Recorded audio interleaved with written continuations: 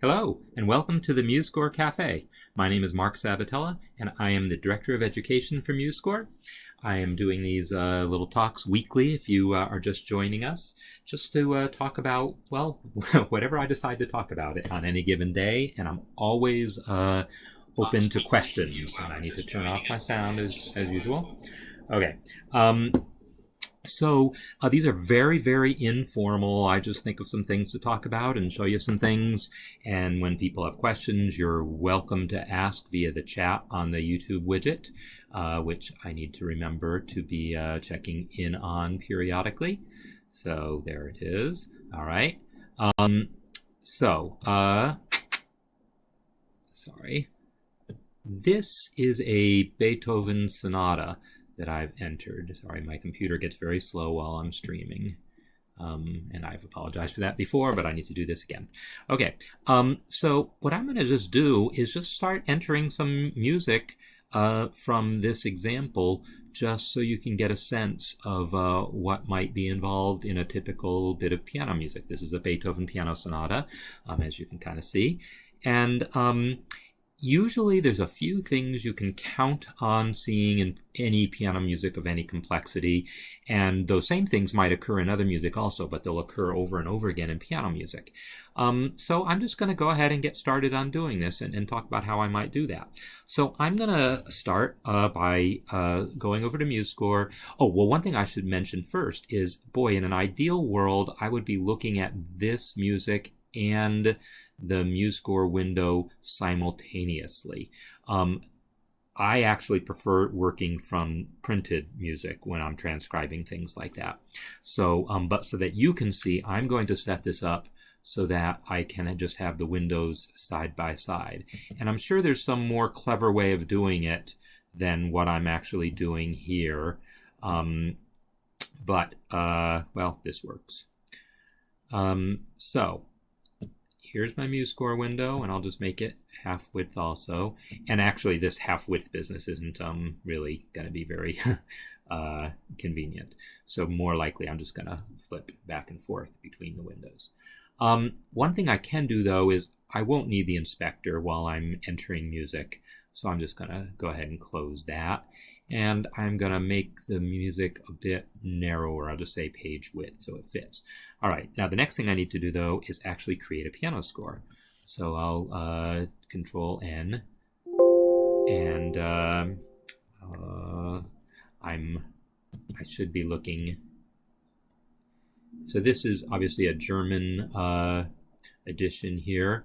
I'm going to just give it the, I don't know, it's actually Italian, I guess, but the more familiar English title, Sonata. And the printed edition I'm looking at actually numbers them this way, N28. And I'm just going to enter some basic information here because you don't need my help doing that stuff.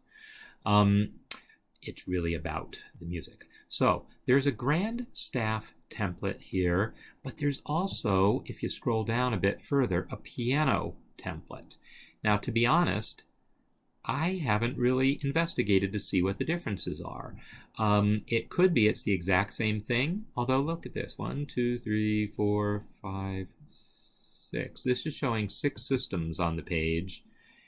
And, well, so is this one. I thought for a second it was showing me something different. Anyhow, I'm going to go ahead and choose the piano template. We really don't need to be seeing notifications right now. The key is A major, or at least 3 sharps. So I will select that. And the key signature was 6-8. So I'll go 6, 8, and I'm using the keyboard where possible. I clicked here, and then I use the up arrow to go to 6, and then I hit tab to move the cursor there, and then I hit the down arrow to select. I don't tend to use the mouse much, but I should while I'm doing these demonstrations. But it's also good for you to see how much I really do with the keyboard in real life. All right, that's good enough. So here's my starting point. Now, when I look at my music, the first thing I can see is there are 2 voices in the top staff here. And again, I'm going to take a look at chat, make sure I don't have anything going on, someone telling me they can't hear or anything like that.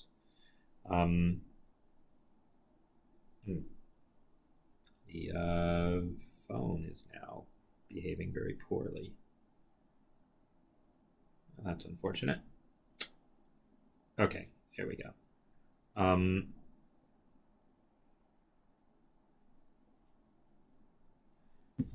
So it's two voices here, and I'm just going to go ahead and enter the top voice first because that's sort of my usual technique. And again, when I'm doing this, I would normally just be looking at the paper and not trying to manage what I'm trying to manage here. But I'm going to try this anyhow. Yeah, this looks like this will work. All right, there's more clever ways of doing this. MuseScore 3, I should mention, which is still under development, is going to have a nice little window where it can display a PDF for you within the MuseScore windows and help you synchronize it. It's still kind of experimental, but I'm pretty sure that feature is going to be in. So I go into note input mode, and let me enter the first measure. So quarter note G sharp, A, quarter note B, C, quarter note E,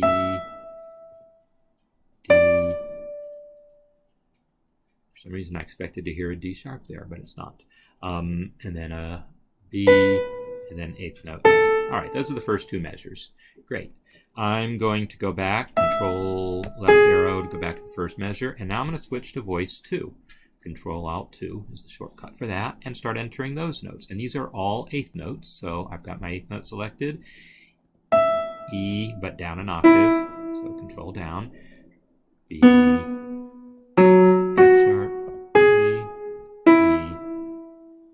A, and then the A is tied, plus, F, B, and then a quarter note, G, and then an eighth note A. All right, great. So that's the notes for the top staff. I'm going to use Alt down now to move to the bottom staff, and then Control left. Hello, Control left to go to the first measure. Oh, that's interesting. Oh, that's because I had Alt. I see it's moving around the menu. Okay. So again, the bottom staff, I see two voices here. So I'll go ahead and enter the top voice first, voice 1. So it's a quarter note E, and then eighth note D sharp, and then quarter note D natural. So I hit the down arrow to make it a natural. Eighth note C sharp, and then dotted quarter B, quarter note E. Great. And now go back and enter the bottom voice. Control Alt 2, dotted half note E, tied to dotted quarter note. So 5 dot plus. Oh, but down an octave. Control down, and I've already entered the 5 dots. So now plus, and now a quarter note E. All right, that's fairly typical of how I might do things in terms of like how long I might go just entering notes and moving back and forth between the hands like that. If there's a lot of markings, I might go further and look at the next couple of measures also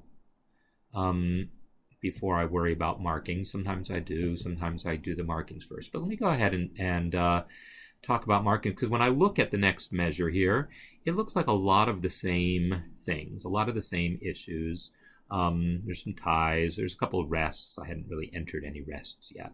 All right, I'll enter at least that much in the bottom staff. So the top voice is the F sharp up here, E, D,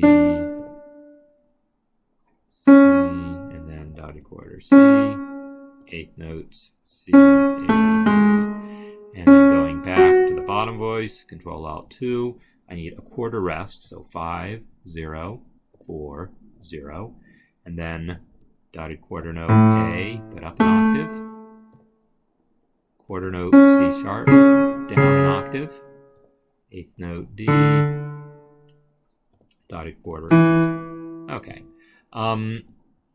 I'm going to stop with entering notes for the moment, just because I figured I should show the entering the rest. But I'm more interested in entering some of these other things, the fingerings and the slur.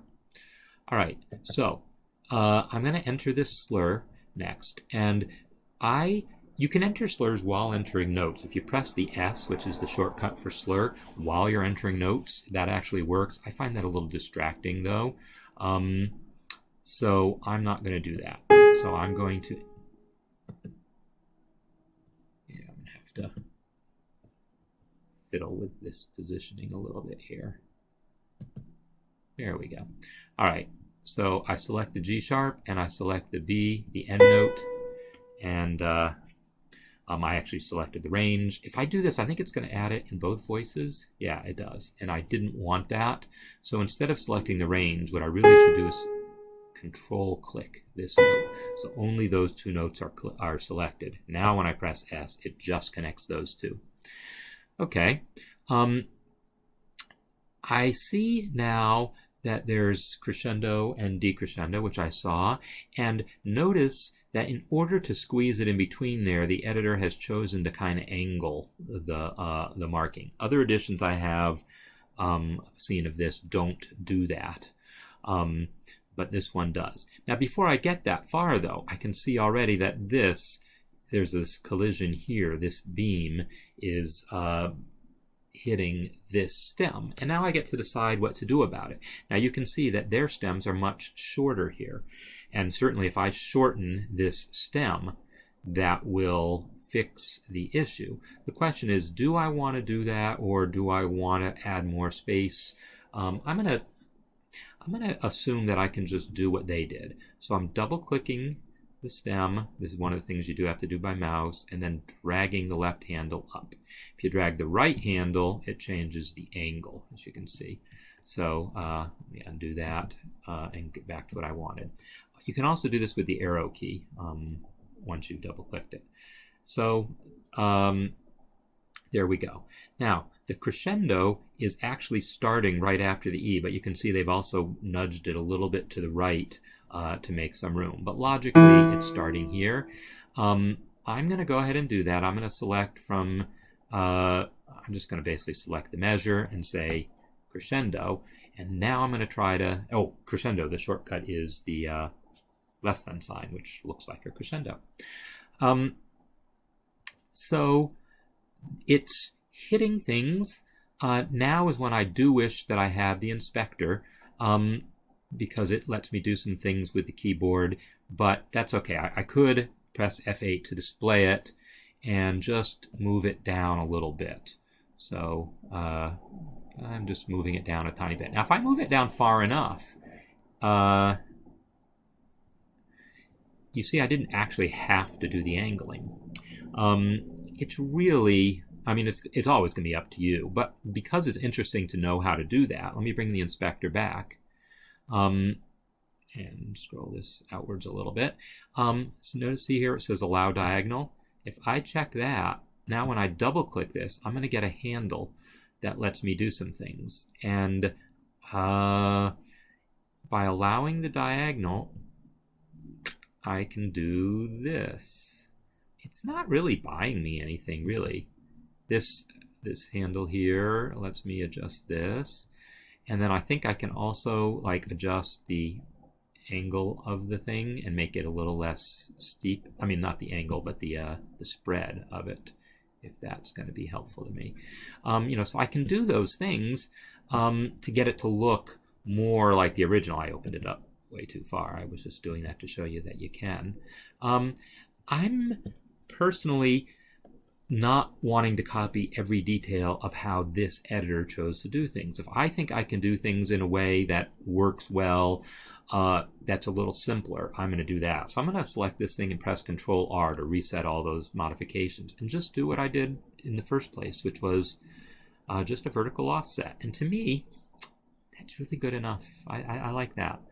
The next measure, it was that far.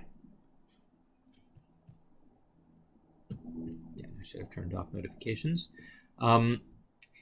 It's either this far or this far. I'm going to go with that. And really, I should have this line up with that. And this is one reason I like the keyboard. If I had dragged that thing down, I'd have to drag this and guesstimate it. But there's no guesstimating. I know exactly how far. It was 2 clicks in the vertical offset. 1, 2. So it's 1 staff space. So I like using the inspector for things like that because it really allows you to get accurate quickly. All right. So the next thing that I need to enter are fingerings. Now, I have to say, I've got some comments here, so let me see. Slur line starts before, line break continues after. Okay, I will definitely do that. And it looks like there's one coming up in a couple measures. So the question was about slurs across line breaks. The fingering, MuseScore's algorithm for fingering, I had some hand in programming this. I'm not thrilled with how it works out. So there's actually a plugin that we'll take a look at that and see how that works also. But anyhow, let me go ahead and, I need to bring the window over. Yeah. So realistically, if I make this skinnier still, yeah, this is why I like working from paper. And I'm sure there's a more clever way of doing this than what I'm doing, but it's getting the job done. Oh, by the way, a new thing, this is something else that I added kind of at some people's request. If you turn off, oh, now I've even lost part of the toolbar, the pan button right here, this will cause MuseScore to not scroll the score at all. I mean, at all. So even if I'm starting to enter notes and the cursor moves off screen, it's not going to move things. Well, this is one of the situations where that could be useful. So by turning off, again, this pan button here, then, I mean, normally that's just in your toolbar, right? I mean, usually you can just see the thing, but because I made the window so small, you can't, but it's this guy right there. All right, and that's going to be useful because it's going to let me keep this measure focused. So I'm going to click this guy and then go to the fingering palette and double click the 5. Now notice there's different fingerings. These are for guitar, these are for guitar, these are for guitar. These are the piano fingerings. And the reason it matters at all is because the algorithm for how it places the thing tries to take the instrument and the conventions for writing for that instrument into consideration. That said, the idea that piano fingering should be stacked for chords like that vertically, the algorithm does not do that. It does something else, and so we're going to need manual adjustments no matter what. But we're going to try the plugin also. So it's a 5 on that note, and then a 4. And by the way, the cursor key is set so that I can fine-tune the position of these things if I want right now. And notice this editor has placed all the fingerings above the staff. That's not a bad idea, but I'm not going to mess with that right now. I'm just going to enter the fingerings. So 4. And now on the bottom, we had a 2. And then a 2 at the end. So notice that the algorithm has placed the bottom voice below, which is occasionally what you might want, really isn't what I want here. Let me go ahead and enter the one. Now, what is this? Oh, I see that. Oh, geez, look at that. I was saying, gee, there's 2 fingerings for this note, a 1 and a 2. But no, that's not the case. The 2 is for this. The 1 is for that note? Is that really the case? Wow. I'm gonna guess that that's the case, but that seems quite odd to me. I'm gonna go ahead and put in that 1. I mean, this is that editor's fingering markings. Realistically, I would not be entering fingering markings for my own purposes anyhow. And this is the 2. But just so you can see how to do it, I'm going ahead and doing it. Now, I'm using the mouse a lot here. I'm clicking the note, then double clicking here. It's possible to do this without the mouse. It's possible in a couple different ways. One is that after you enter a fingering, let me undo that last one. After entering a fingering, if you press Control, Alt, Shift, and then the arrow keys. It moves a note at a time. Also allows you to select bar lines and some other things. But in particular, when you have a fingering selected, whereas the regular cursor moves the fingering, Control, Alt, Shift, arrow just moves to the note. So then I can move to the next note. So I can do that without touching the mouse if I want.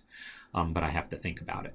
All right, now I'm going to go ahead and move the score a little bit so I can see this guy. This is one of those funny ones that uses this finger change thing that's pretty common. So I'm going to enter both the... So actually what I'm going to do is enter the 1, but I'm going to edit the text, because this is just plain text. And I'm going to enter the 1 and the 2. And in between them, I'm going to place the special symbol for the finger change there, which I can access by pressing F2 or clicking this. And that gives me the special characters. And I got to find the dang thing. I believe this one will do the trick. Let's see. Yeah, there it is. And there's a whole lot more symbols, by the way, when you go here, and you'll see all these other symbols as well. So I got those fingerings in, and again, now I'm really kind of wondering what I can do to make them look a little better. So I want to try the plugin. There's a plugin you can download. Do I already have it downloaded, or do I get to show you how to do that? Plugin Manager. Fix Fingering. Okay, it's called Fix Fingering. If you go to the MuseScore website, if it's not already installed on your system, go to the MuseScore website. At the top is the menu, musescore.org. There's a menu across the top, Download Plugins, and you'll find Fix Fingering. I'm going to go ahead and enable the plugin. And now when I go to, here I'm going to select this whole passage. When I go to the Plugins menu, Fix Fingering. Let's see what it does. Ha! That's pretty. I was told it was a pretty nice plugin, and I agree, it is pretty nice. I don't love what it did here, though. I think it decided to put this fingering, even though this fingering is attached to the top note, it's moved it outside the staff, and realistically, that's not really where I want it. So I'm going to put it back at its default place. Let that one be at its... So I Control R, set it to its default position. This looks like now that curved line there didn't really quite do exactly how I wanted it. I think there's a different variation on that line that would be more to the point.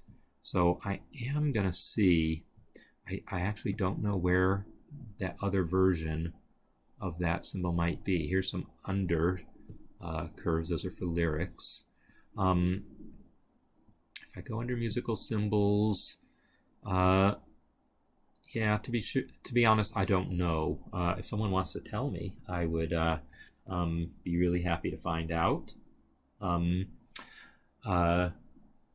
People who have done a lot more of that sort of thing, as I mentioned, I don't really enter fingering very often. There's also Unicode symbols, and it might be somewhere in just there as opposed to a special musical symbol.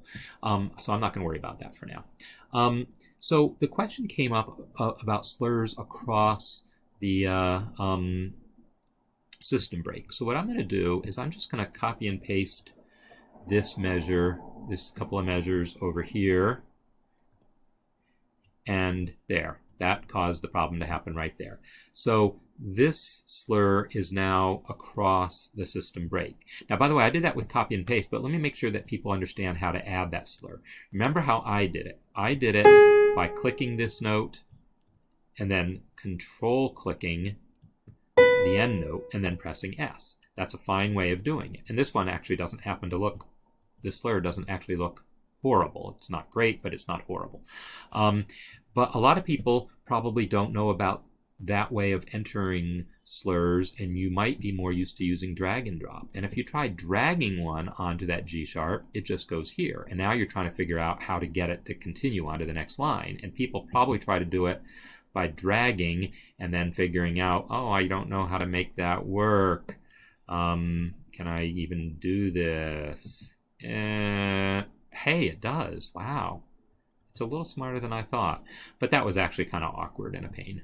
Let me make this a little bit narrower. Make it fit the, make it fit page width.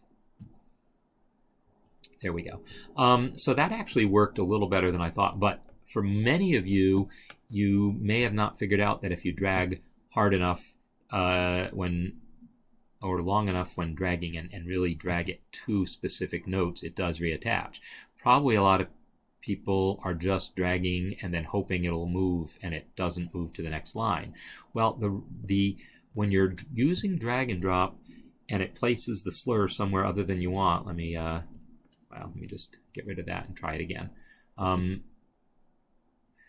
What you should do now to extend it is shift plus the right arrow. That extends a note at a time. So shift plus right arrow is how you extend lines a note at a time. So now in this case, we have the slur is extended, and if it weren't for the fingerings, I might actually be okay with this. You know, I'm looking at this and saying, well, it's kind of touching this stem, but I would be okay with it. But it's clearly crashing into a lot of fingerings. So I would have to decide if that's okay. Now let's look at our original and see what happens at that same spot. There were definitely places that, now see, my printed version has that slur across a line break here. It actually, the line breaks this measure here. So if I keep looking, hope to find a slur. Here's a slur across a line break. And in this case, it looks like he's deliberately tucked in the fingerings. Notice the fingers are kind of tucked in against the stem there, just to avoid that problem. Here, he's pulled the fingering marking out, and he's let the slur cross the stem. So it's a very subjective thing, how you choose to handle this. I don't love the look of any of those more than my own common sense tells me. So I'm going to go back to MuseScore and just use some common sense here. I'm going to try, well, first let me just double click the slur and just do this. So just by dragging this endpoint and then maybe dragging this control point to pull this up, I might come up with a shape that just feels all right to me. Does that feel all right? I don't know. It's okay. It's not fantastic, but it's not hugely worse than what the professionals who produced that other score came up with. I will say MuseScore 3 does some automatic collision avoidance for slurs, which might make some of you very happy, but the reality is you might not like how it decides to avoid collisions on the slurs, and you might end up having to overrule those decisions. So that, anyhow, that's one possibility, is just leave the fingerings where they are, reshape the slur. I'm going to now reset it with Control R and try some other solutions. I'm going to select these two fingerings, and I'm going to use the inspector to tuck them down and maybe over a little bit. To me, that's not bad. Can I do the same here? I will bring them down. Maybe I'll bring them over.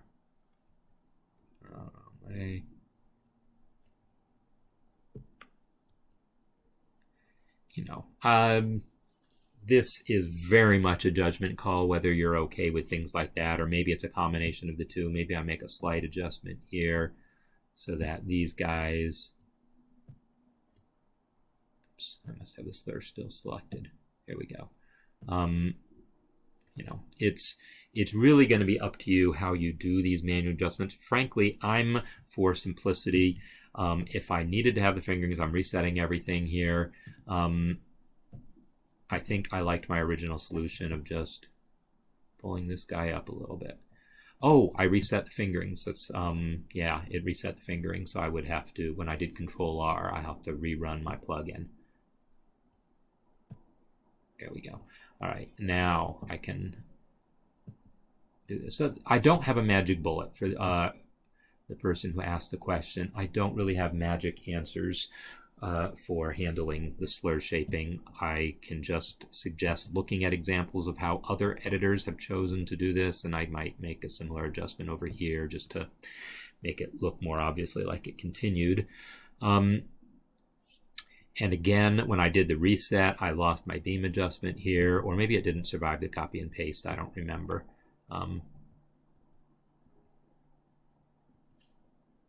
But I can certainly redo my adjustments here. So that is, that's some of the things that you encounter entering piano music. So when I think about the things that I haven't seen yet, one of them is cross-staff notation, and I do want to show that. So let's see if we find an example where cross-staff notation happens. I'm looking here because I see a place where it could have happened, but it didn't. Cross-staff notation is a place where the music moves from one staff to another, all while connected on the same kind of beam. And again, the other edition that I looked at had some, but this edition looks like is not using it. Yeah, places like this could have chosen to make that happen. So I'm just going to pretend, since I don't get a good example of it here, I'm going to pretend that I needed it. So it looks like this. I'm just going to enter some notes. I'm going to enter an A arpeggio in eighth notes. So, Q is a shortcut to shorten. All right, now I can enter C, E, oops, I meant A, C sharp, E. All right, so these notes here, these last few notes, I want to move to the top staff, but still make them, and maybe the E also just for grins, make them appear that they're in the top staff. So Control Shift up arrow. Notice that moved it to the top staff. So these notes are in the top staff physically, but they belong to the bottom staff. You can tell by the beaming here. And then that way, if there was other notes that needed to be added here, like if this one had, say, a high A, this type of notation is fairly common in piano music, where the music for one hand kind of moves from staff to staff, or if it's like a fugue or some contrapuntal piece, maybe a middle voice moves between the staves. So that idea of entering it onto one staff logically and then taking some of the notes and moving them up or down, Control Shift up, Control Shift down, moves them between staves. So these are some of the issues that come up commonly when working on piano music. There's plenty of other issues, and you're welcome. I was happy to be able to address that question about the slurs. And again, yes, I don't have magic answers. I just know the different things that I might try. Clef changes in the middle of measures and so forth are pretty typical. Like here, we had a clef change in the middle. So I want to make sure you know how to do that. Let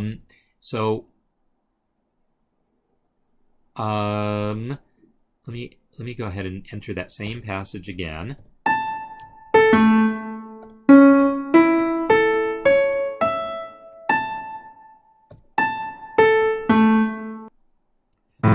What if I decided I wanted it to change the treble clef from here to there? I don't want to actually move the notes to the top staff. I just want the treble clef to be here and then return to bass clef here. Well, there's a handy way of doing that that some of you may not know about. I select the range that I want to show up in treble clef, and then I double click the treble clef, and notice it inserted a treble clef in front and then inserted the bass clef again at the end.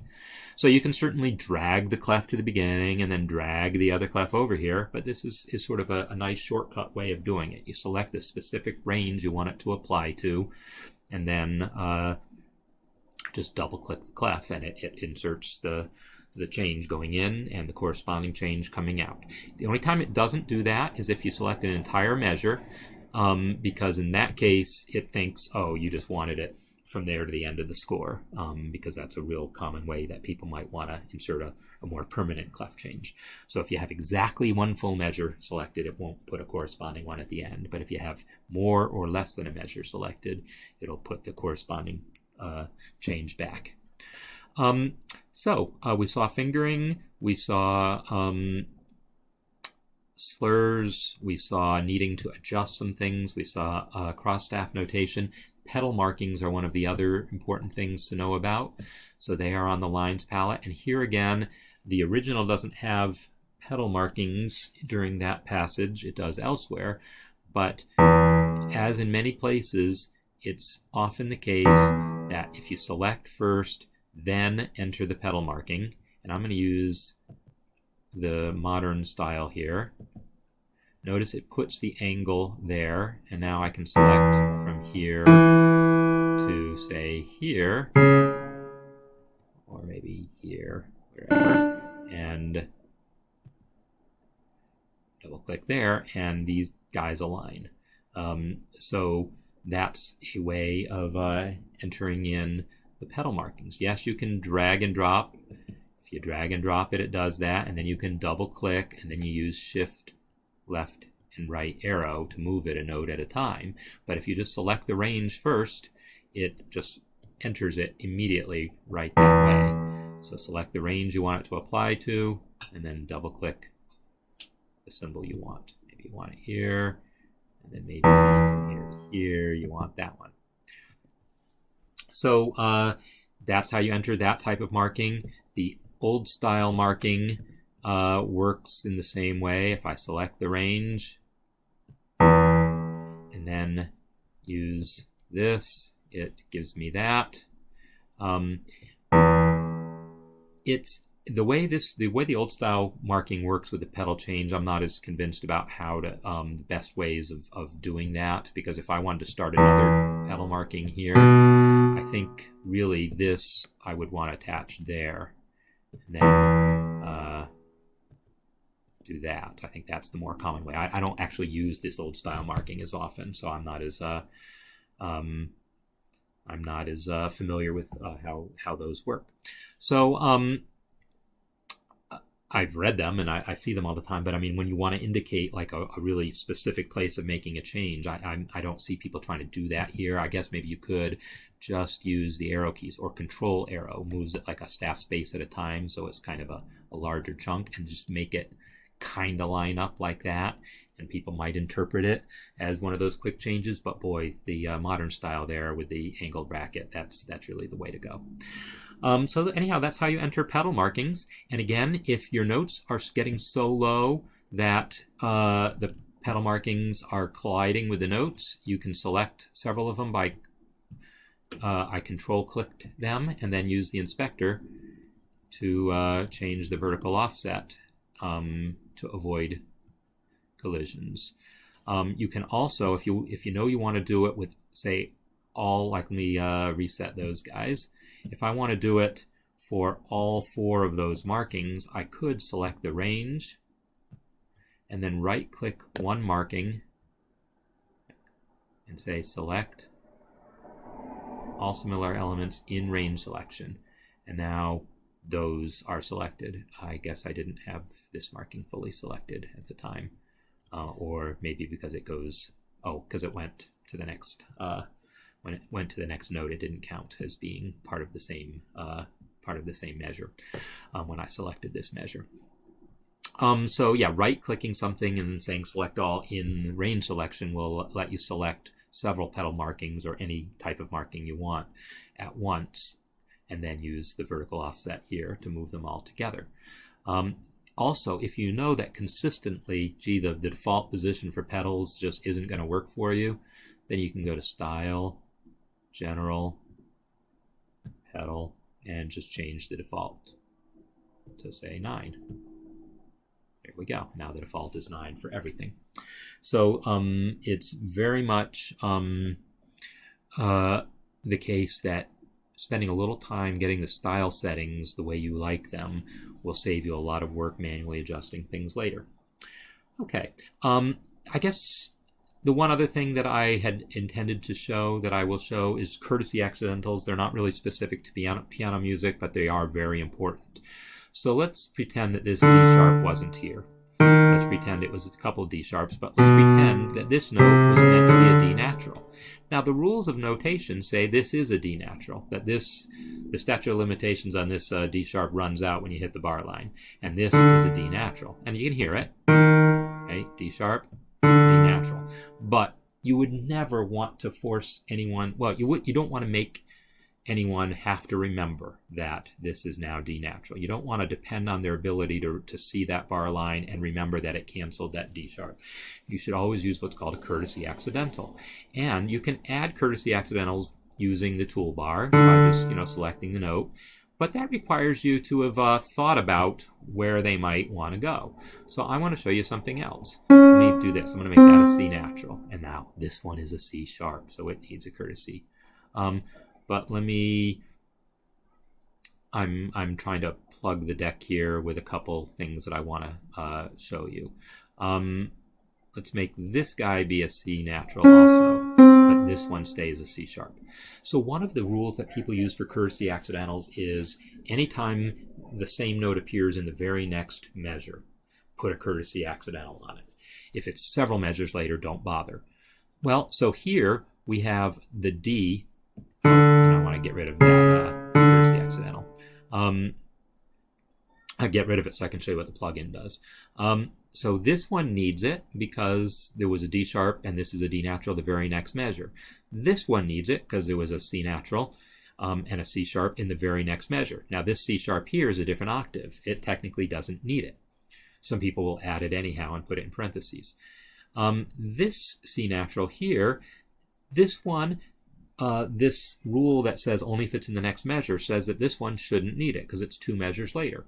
Well, let me just select the whole score and go to plugins, the plugin manager, and let me add courtesy accidentals. There we go. There's this config courtesy accidentals. Let me just go ahead and enable all those. The config one, I've had trouble making it work correctly, so I'm not positive that it works correctly. All right. So I've now enabled those. If I go to the accidentals menu under plugins, now it shows up and I can say try add courtesy accidentals. Let's see what happens. Boom, it added this natural here, it added that sharp here, and it did not add the C sharp there because it wasn't needed, and it did not add the C sharp there because it wasn't needed. So that plugin is, I love it because I am a stickler for courtesy accidentals, but I don't like having to think about entering them any more than anyone else does. I want them to be there, but I don't want to have to think about them that hard. So I really like using that plugin. The only reason it wasn't installed is I had just done a complete reinstall of MuseScore to test something the other day, and I reset everything to factory settings. So under the configure, it's supposed to be the case that I could select whether I want the next 2 measures. Oh, and put accidentals in parentheses. Let's try that. Add accidentals. Boom. Well, now it's in parentheses, that one's in parentheses, and it went ahead and did this one even though it's 2 measures away because I set it up that way. So the config dialog worked. The question is, if I now say remove, what I don't know is if that affects how add courtesy accidentals works, or if those settings only apply while you're in that dialog. If I go back to that dialog, okay, those settings are still there. Let me go to plugins and remove, and now let me just do an add. All right, let's take bets. If I just do the add, is it going to use the settings from configure, or is it going to use the defaults? And the answer is it used the defaults. So if you want to do something other than the default settings, just always go back to the configure dialog, and then you can have them added, using more measure look ahead, or all the way up to the next full measure rest, etc. Oh, and all notes, there's this style here where it'll literally put, this is, people do this sometimes when writing really atonal music. Watch what this one does. So notice it it just like ignores every key signature. It ignored everything and just put an accidental on every single note. This D sharp here wasn't needed. Obviously, it's still in effect from here, but it adds it there. This, you might think, oh, no one would ever want that. But if you're writing highly, highly chromatic music with like lots of 16th notes playing crazy chromatic things and there's no clear key, it can be really hard to remember which notes are flat and which one's sharp, and you really do want accidentals on every single note. So the plugin gives you a way of doing that. All right, well, that's been a bit about entering piano music. Obviously, there's way more that could be talked about, but hopefully this was of use to some of you. And I will probably do more with piano music in a future cafe as well, because it is such a big use case for so many people, myself included. So with that said, I am going to bid you good day, and we'll catch you again next week. All right, thank you.